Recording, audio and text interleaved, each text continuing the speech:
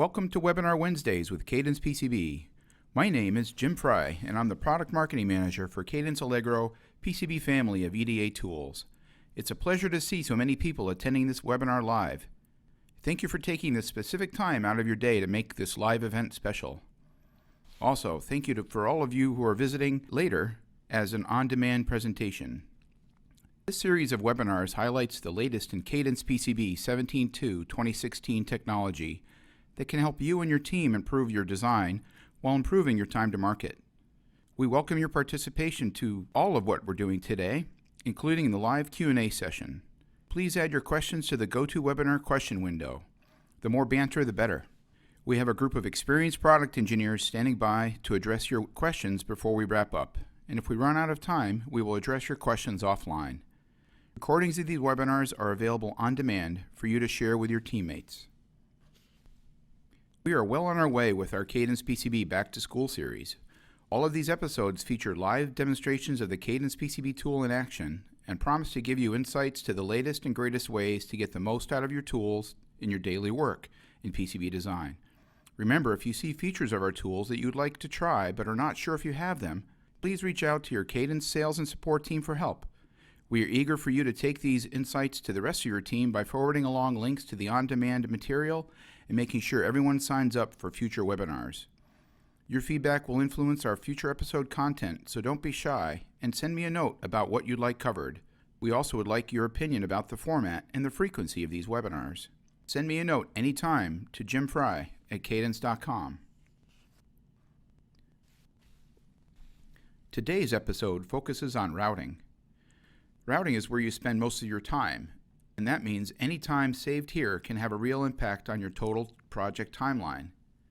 And to thrive in this competitive environment, you need the best tools for the job, and you need to know how to use them.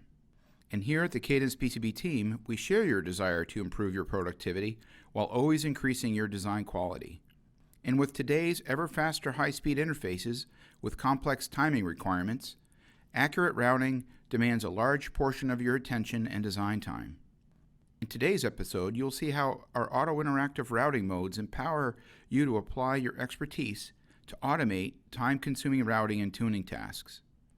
Because you were so busy, you may not have had a chance to stay updated on our progress with these auto-interactive routing options. After watching this webinar and others in this series, you will know how and why Cadence PCB tools will help you keep your competitive edge. For today's event, we promise to stick to the 60-minute timeline. Please participate in our 2 quick polls on PCB design topics, and we will also be collecting your questions via the question window and addressing your questions at the end. Before I get too far, I'd like to introduce today's technical guest speaker, Weldon Tadlock. Weldon is a longtime staff application engineer here at Cadence, where he has specialized in high-speed PCB routing tools.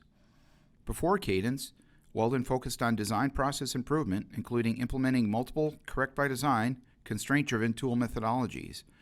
Weldon has designed boards that range from extremely dense high-speed computer motherboards to highly impedance-sensitive capacitive touch sensing systems. Outside of work, Weldon enjoys hunting, fishing, building, and riding motorcycles. Although you may be focused on PCB design, it is important to understand how Cadence offers the full stack, from system to board to package to chip. By bringing modeling and analysis early into the process and linking these models to constraint-driven PCB and system design, our tools are a vital part of many different companies' design workflow. We are engaged with industry groups and key ecosystems players to continuously improve the way our tools connect with others for the best integration possible.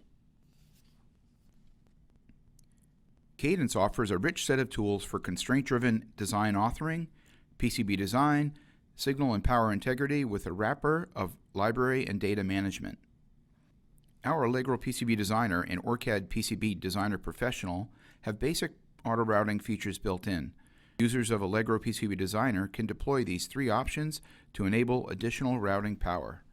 Those options are high-speed option, the design planning option, and the routing option. Allegro PCB Designer is best suited for multi-layer, high-performance boards. With our constraint-driven methodology, your requirements for timing and PCB fabrication enable the tool to improve place and route design quality with a correct-by-construction approach. Since not all designers need the full power of the options at all times, our on-demand access provide a mechanism to share design licenses and options across the team. The Allegro PCB Designer high-speed option provides the vital tools needed to enable the design precision required for high-performance systems. High-speed memory, high-speed interconnects with multi-level signaling, shrinking form factors are all driving higher layer count PCBs with more vias. And the more constraints you add, the better this tool can help you avoid unexpected respins. In today's demos, you'll see how easy it is to visualize your timing environment and automate the layout changes needed to achieve critical timing requirements. The Allegro PCB Designer design planning option provides helpful tools needed to plan the layout for large boards filled with wide buses.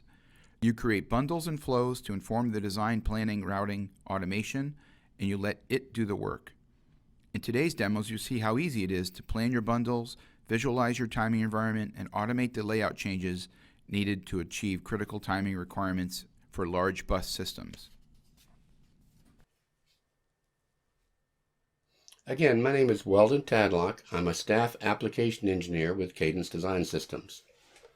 Today we're talking about routing faster. Let auto-interactive routing take care of the grunt work. So the idea is to get from this a PCB design that has thousands or maybe hundreds of thousands of connections to this, a fully routed design with all of the design intent embedded within the routing and within the design. We want to do this without months of planning, studies, and iterations, without losing validated design intent, without months of manual routing or the cost of multiple design teams, and we don't want to have time lost to ECOs or very many changes. What we want to achieve is shorter design cycle times, improved schedule management, reduced product risk, and increased productivity. So how we're going to do that? We're going to use a flow planner that's a graphical canvas.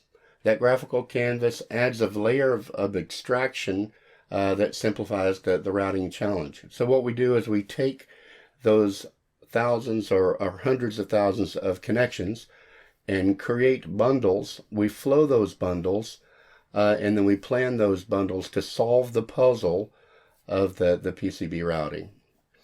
So we create the flows. The flows are used to drive the routing. The flows can drive either manual or interactive routing. We're able to take those flows and save them and reuse them from design to design. And also it's a good way to document the routing of the design or the intended routing that we're going to have. So bundles, flows, and plan lines. Bundles are groups of nets that we've created either interactively or automatically that will be used to drive the routing. We can take and flow a bundle, that is add a path or XY direction to it, and then we can either use planning tools to add connections to those bundles and flows, or we can manually or interactively route according to the flows. So if we look at a real simple routing challenge, we can see that we have a few connections. If we told them to auto route with most auto routers, you would end up with something like this. The connections are made, they're on the right layer. However, they're just routing from point to point. If we want to add more information, we could bundle and then flow those same connections around the group of the components and around the connector. And then when we tell it to plan, or we manually or interactively route, it would end up looking something like this. So the idea is we take and add that extra layer of abstraction and design intent into the design to route it. If we take another look at a bundle, we can see that bundles also have pin ordering in and out of the bundle. So all of those bits that come in one end come in at a particular order and they come out at the same order. So if we move one end of that bundle, we can see that we can untwist the connections and end up having the correct bit ordering in and out of a bundle. Interface-aware design. So we have the notion of interface-aware design. We can drive that from the schematic, or you can enter it just in the PCB layout tool. So within Allegro, in Constraint Manager, you can see in the picture below that we have a net group for CPU 0, bank 0, and then underneath it we have another net group for CPU 0, bank 0, channel A. Then underneath that, another net group for channel A address, for channel A clocks, for channel A control, for channel A data, and then the byte lanes. So we can nest those net groups to simplify and help visualize the entire interface, and in this example it's a DDR memory. So within the layout tool, if we're looking at visibility controls, we can start at the top level and visualize the entire DDR memory, and then as we go down through those levels, we can go all the way down through to the individual bundles that would make up the byte lanes and address and control lines, and then ultimately down to the RAT level.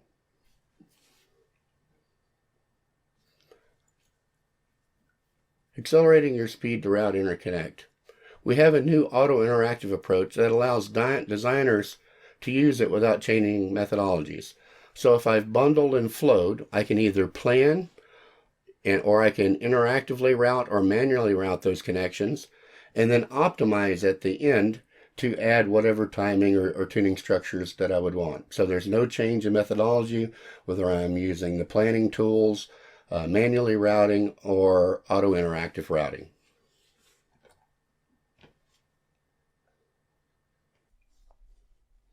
Now let's take a look in Allegro at some bundling, planning, and flowing. So in Allegro, it's easy to see that in this design there's quite a few rats and there's quite a few connections that need to be made. One of the things we need to think about is it's placed, but we still need to plan out the routing, what layers the routing are going to be on, if there's enough space between the components for the tuning. So there's quite a few things that we need to work through. The planning option in Allegro and the rest of the auto-interactive tools can help you come up with that solution for the routing and timing very quickly. One of the first things we're going to do is look at how to bundle in Allegro. So there's several different ways. You can auto bundle the entire design. You could pass the bundles from interfaces in the schematic. You can interactively bundle. One of the first things we need to do to get going is to get into the application mode flow planning. So we're going to select setup and application mode floor planning. In the flow planning mode, we can change the visibility of the bundles and the rats. So one of the first things that we're going to do is we're going to blank the bundled rats. So we see that there's quite a few rats that are already bundled, and where do those bundles come from? So these bundles happen to come from the schematic, and they would also be in Constraint Manager. If we change the visibility and go to the top group in the hierarchy, we can see that all of the pins in this DDR memory interface are in a group. Okay. If we go into Constraint Manager, we can see that that group is at the top level of a nested hierarchy of net groups. So DDR underscore XP1, then underneath that we have address control. Underneath that we'll have data bytes and the byte lanes. So back in Allegro, we can see that all of the pins that would be in that interface would be visible and in that shape. At this level, we can see that we have all of the net groups. If a pin happened to be in a net group and it wasn't close in close proximity to these pins, the shape would be distorted, and it would be a quick giveaway that there would be something wrong, maybe in the list, or have some other error like that. As we go down the hierarchy, we'll see that we go to the bundle level. We can see the bundled rats that we can flow and then use that to manually or auto-interactively drive connections. We go down one more level in the hierarchy and we'll be at the rat's nest level. This shows us how there is a hierarchy and how we can add another level of intelligence to the design. So let's go back and let's blank the bundled rats, turn on the bundles, and then let's go manually create some bundles. So make sure we're in the IFP mode, select some nets, right mouse button, and say create bundle. We're going to use the default name, and then we're able to edit the bundle, right mouse button, edit bundle, and then use control left mouse button to remove nets or that might be in the bundle that we didn't want. We can grab and flow the bundle, adding flow information to it.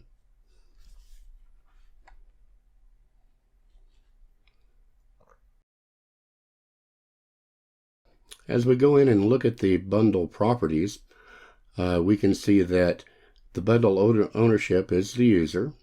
The flow's XY guidance is set to guide the router because we've added flow information. And then we have some display settings for the bundle, expanded rakes, plans, and rat's nest. And we'll see more of those as we go along. We have routing controls that control the tuning patterns that we might use on the bundle at some point.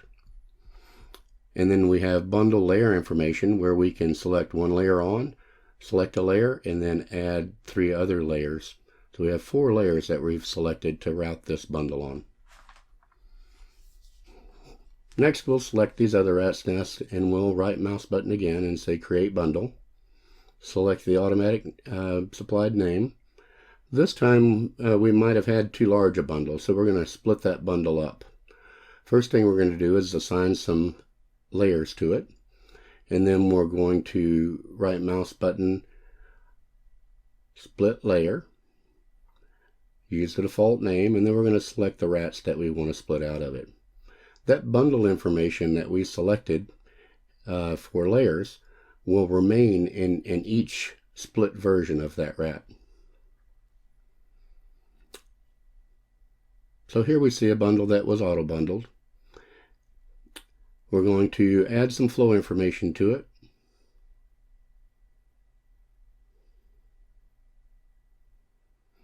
As we move the gather points around, you can see the bit ordering change in and out of the bundle. So when we place the endpoint, we want to place it where there is as few twists as possible to allow for a better routing solution.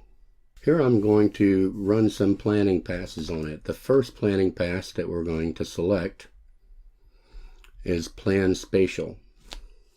So we want to select Plan Spatial. The plan window comes up. We'll see that we have planning that has begun. It's spatial planning, so it's any angle. Doesn't look like routing yet. It's just untwisting things and doing the first level of planning. As we select Plan Topological, it'll start to look more like routing and allows me to update it and look at the routing. If it was an interface that took quite a while to plan, I could update it and look at how it was going, look at the crosses or conflicts, and then decide whether I maybe wanted to split the bundle or move the bundle ends or do something else to affect the way that it was going to route. This one is pretty simple, so it routed completely with no errors. If there were errors, we could see them on the screen, and we could cross probe from the errors in the progress window to those errors. So we selected this bundle and we planned it, and now we've committed it to etch. So it is now etched just like any other etch on the design. Now it can be volatile because we planned it, and so we can change, and maybe we just want to try to see if we can route this on 2 layers. So I'm going to go back to plan, and I'm going to convert from etch to Plan Spatial. I'm going to go back and plan, delete the plan, and then I'm going to go select plan, spatial again. It'll take a little longer to run this time because it's routing on 2 layers. We can monitor the crossings and the delay errors, and then we could also update it to see what the progress would be.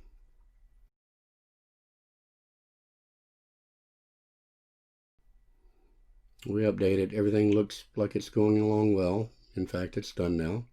So the next step would be to select plan topological.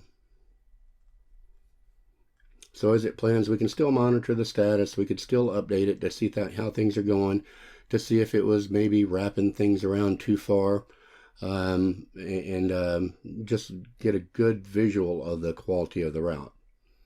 After we're finished, we can commit the plan. Again, once the plan is committed, it's etched just like any other etch on the design.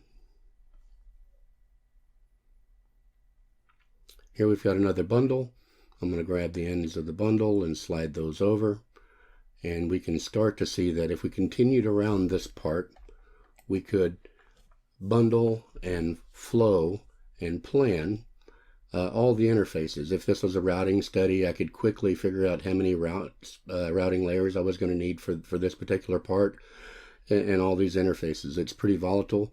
The plan lines and the planning and the bundles and flows can be imported from other designs. So if I had this design and I was doing it as a route study, I could take all of this work and reuse it and bring it into a different design.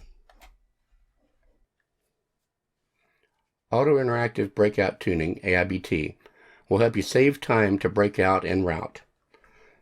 It allows you to see the connections at both ends of the interface. It allows you to see and change the route order to remove overlaps and wraparounds. It allows you to interactively make pin swaps to achieve better routing. Without AIBT, a common practice would be to manually break out one side of the bus, route across the design to the edge of the other component, then finish the connections by manually rerouting the connections at both ends of the bus. With AIBT, you can emulate bus routing with a bundle. On one end, you would auto-interactive breakout, drive the route sequence through the bundle. On the other end, you would either automatically or manually break out to match the sequence. AIBT also includes the ability to auto-interactive pin swap. If I've broken out one end of the interface, I could select the other end and run auto-interactive pin swap. It automatically swaps the pins based on existing swap codes that would be in the design. Okay, let's go back into Allegro and take a look at generating sequences and AIBT.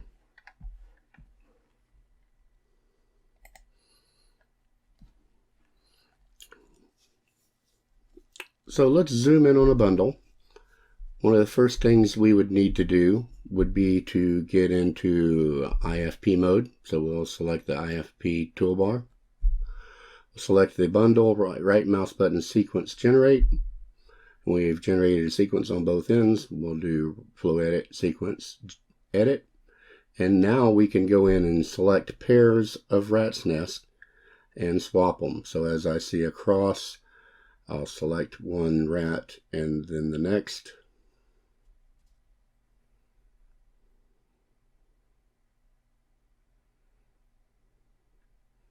I can select rat's nest and select change layer and move them from layer 4 to layer 6. So I guess there's a couple of different ways we're looking at fixing crossings or where there's not enough routing channels. We can uncross things on a single layer, or we can move them to a different layer. Here I'm showing the capability of moving some of these rat's nest in this sequence to a different layer. We have layer 4 and layer 6 available because those are the only layers that were selected in the bundle properties. So select one more, change layer, signal 6.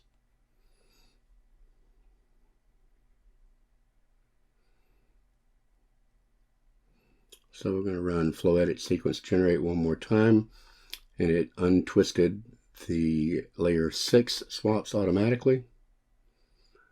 So here we're going to look at bundle properties, and we can see what I said is bundle layers 4 and 6 were the only two available. So now we're going to select Auto Interactive Breakout closest in, close by the left end of the bundle. It'll generate the breakout, and we'll see the etch appear. Do the same thing on the right side. Auto Interactive generate breakout closest in, and then we'll select the middle and run trunk route to connect both ends up. So now it's all etch. Let's go to the visibility and blank the bundle, and then we can look and see the routing. In the next example, we're going to take a look at using AIBT and auto swap to drive swaps back into the schematic. So here we're using split view to look at one end of these bundles, and then we'll look at the other end, zoom in and look at them in Allegro. So we're going to first run on the left, Auto Interactive Breakout closest in. It's going to generate a breakout and a bit ordering through the bundle. We see that bit ordering, we see quite a few crosses. We can right mouse button and then select Auto Interactive Swap Pins. And so we've swapped the pins that were available to be swapped because of the device file and the way the pins were set up. So we've swapped those pins, and now they're ready to be routed straight in, and also that can be back annotated into the schematic. So here we're going to select the other bundle, run Auto Interactive Breakout closest end on it, and then Auto Interactive Auto Swap on the other end. And on this one we'll run Auto Interactive Breakout closest in. So it's all swapped, all broken out, everything untwisted, ready to finish the trunk routing whenever we get to that stage.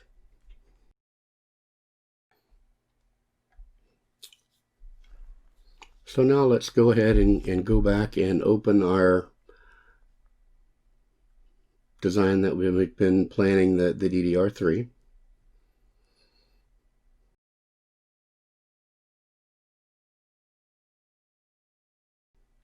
So we can see we've got quite a few bundles finished already. We've got 2 more byte lanes that we need to add the trunk routing. So we're going to select the bundle and run Auto Interactive Trunk Route on the first one.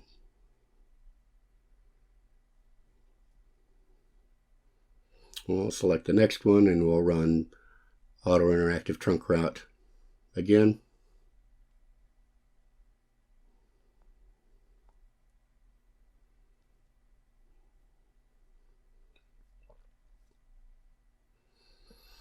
Okay, we know that we're going to need room for tuning, so we're going to select it and run Auto Adjust Spacing.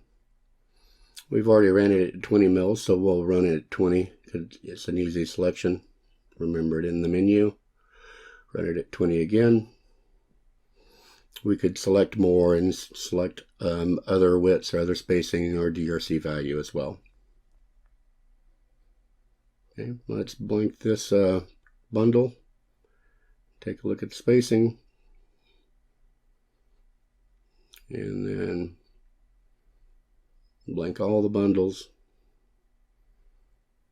And we see that the entire DDR interface is hooked up, ready to work on the tuning and timing.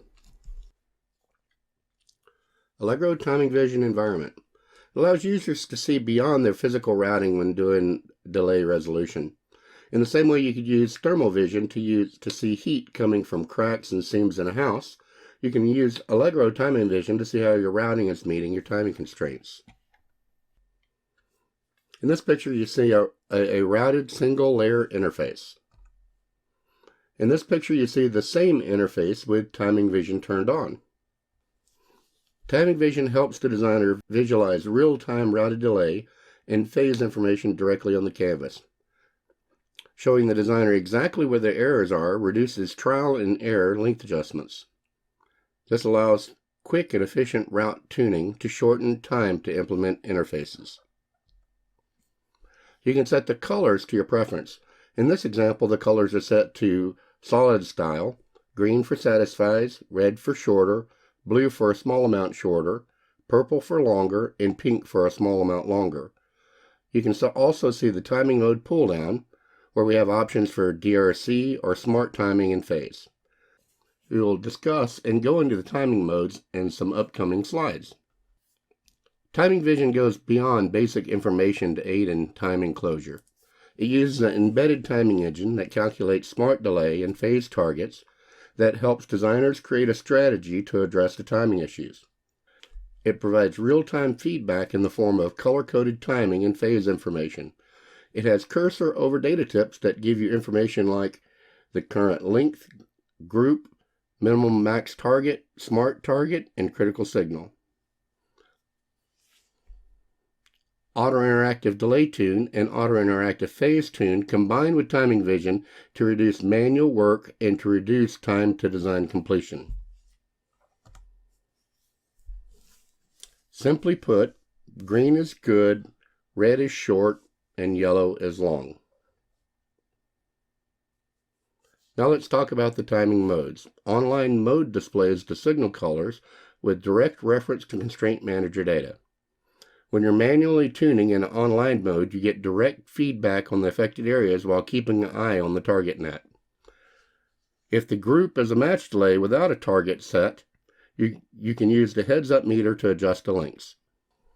In smart timing mode, the target net is temporarily changed and the longest routed net is used to calculate min-max goals.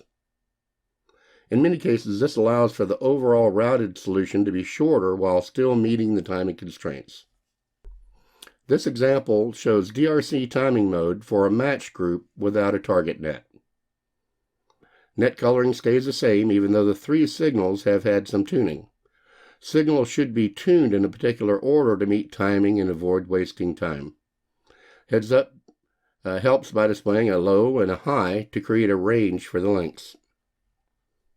This example shows the same group but using smart timing mode. Clear progress and a strategy for timing closure are visible. We have a critical signal identified. Signals can be tuned one at a time or in any order, or readily tuned using auto-interactive technologies. Differential phase. Now let's look at a differential phase example. DRC phase mode only indicates the status of the static phase constraint, nothing else. Static phase mode indicates a single DRC for the entire net, even when it spans multiple pins and rats.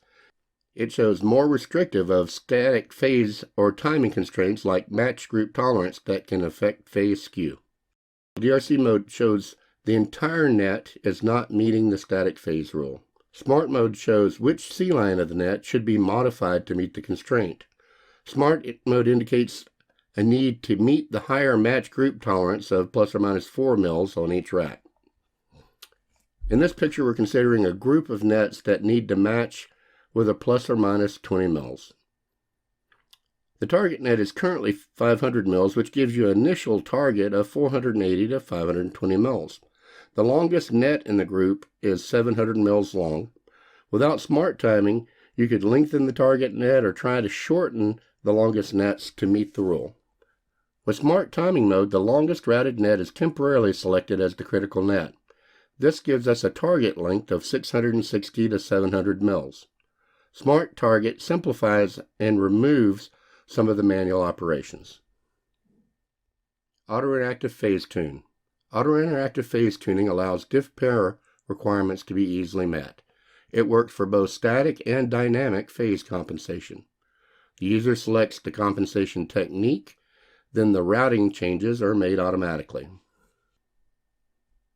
Compensation techniques include pad entry shortening, pad entry lengthening, allowing off-angle lines, and uncoupled bumps. These bumps can either be sawtooth or accordion. The parameters are to override the bundle parameters, allowing constraint areas, to exclude smart critical signals, tuning pattern, whether it's accordion or trombone, and the parameters for those. Exclude smart criticals is important because you don't want it to tune the critical signal that would be the maximum routed length of each group. Here we're selecting the entire interface in TimingVision. Now that the timing parameters have been set, you would start selecting the nets to tune. Whether we are manually tuning or using AIBT, we would normally start at the center of the interface and work our way out. This allows for spreading of the interfaces as you go to allow room for tuning. Here the center byte has been tuned and shows green. A newer addition is Auto Interactive Adjust Spacing. It's an option that allows for compressing or expanding the group. You can compress down to a minimum DRC or expand to a value that you select. This can help in tightly routed areas or when space is needed to add tuning to the nets. Looks like we're going to be quickly running out of time, so let's take a quick look at the Allegro timing environment, Auto Interactive Delay Tune, and Auto Interactive Phase Tune. So this is the same DDR interface that we've been working with, and we're going to try to look at the timing errors and then add tuning to meet the constraints. First thing we're going to do is go into TimingVision mode. So we'll go to Route, TimingVision. We can see in TimingVision we have the parameters set to green for satisfies required routing, red, shorter than required value, purple, a small amount shorter, blue, longer than required value, yellow, a small amount longer. We have the timing mode set to DRC timing, so when we select all of the nets, we can see quite a few errors in red. We're going to change to smart phase and then update the goals. And we're going to zoom in and work on the differential pairs. So here we're going to use Auto Interactive Phase Tune to compensate for the difference in the short and the long. Here we can see that the short nets are red and the long are purple. We can look at the compensation techniques. We can do pad entry shortening, pad entry lengthening, allow gather movement, and we can add uncoupled bumps.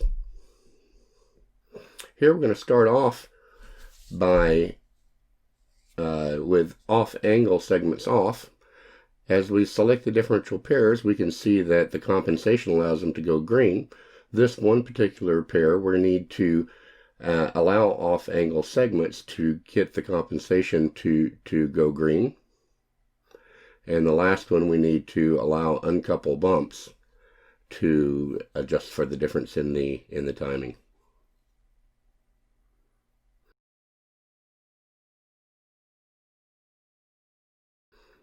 So here we're going to go back to TimingVision.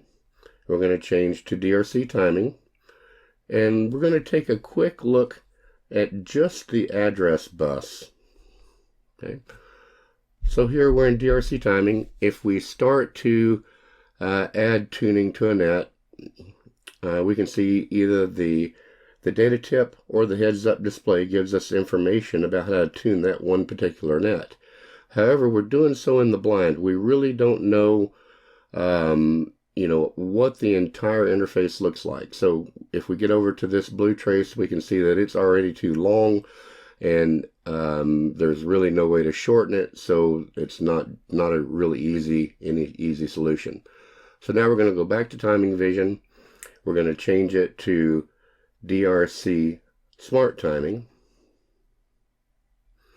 And when we do, we'll go back in and try to retune some of the same nets.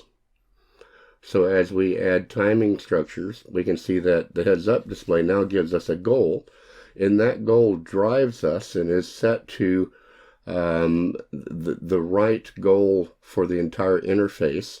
And so we know as we route and meet that goal, the entire interface will be correct. So we have a target, we have a goal, and we just route to that goal, and we know that when we route to that goal, everything will be good.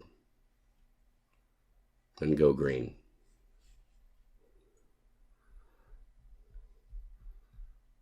Okay, now we're going to shift gears. Let's undo the tuning that we added interactively, and let's go run Auto Interactive Delay Tune. So here from the menus, we'll select Route, Auto Interactive Delay Tune. We have parameters that we could set up. We could override the bundle tuning parameters. We could allow in constraint areas. We could exclude the smart criticals. It's important to exclude the smart criticals because they're the longest routed net that we're tuning to. So if we select those nets, the tuning pattern we've selected is accordion, and it will add the tuning structures to this entire address bus. We have the options for setting the gap, minimum amplitude, maximum amplitude, corner type, and miter size for accordion. In trombone, we can set the maximum levels, the gaps, the minimum amplitude, the corner type, and the miter size. We can now see that the entire interface is green and meets the timing requirements. Now let's turn off the address and let's work on some of the byte lanes. So let's change the visibility. Let's turn the byte lanes on and the address off. We're going to go select Route, Auto Interactive Delay Tune, and let's just select this entire half of the byte lanes. So when you select multiple groups and they're adjacent to one another, it gives AIBT the flexibility to push things around more. So more flexibility to push the connections that are adjacent to each other around to add those tuning structures. So you can add tuning structures and run AIDT on a net segment, an entire net, a group, or several groups at a time. In this instance, it's best to run it on several groups because it does give it the flexibility to push them around and come up with a solution. So that quickly, we have now tuned half of the DDR byte lanes, and we could go back and tune the other half. I look at the tools we have talked about today exactly in that way. The auto interactive tools are tools in my tool belt that I use to help make me more efficient in my routing and my day-to-day work. Now to wrap up, here are the 4 next steps for you. Number 1, work with your team to evaluate and upgrade to the Cadence PCB Tools 17.2 2016 release. Number 2, if you don't already have the options that Weldon demonstrated today, get trial licenses from your Cadence sales contact to evaluate these important options. Number 3, we'd be very happy to see you and others on your team attend our future webinars live. Please use this link to view earlier webinars and register for future webinars under cadence.com Company Events Webinars. And join us in February for our webinar focusing on high-speed interface return path and crosstalk management. We also invite you to participate in our PCB design community, where we publish blog posts on new features, tips and tricks from our support staff, and upcoming events. If you subscribe to our PCB design blog, you'll get a short email when we post new content. Weldon and I and the whole PCB design team here, thank you for joining us today.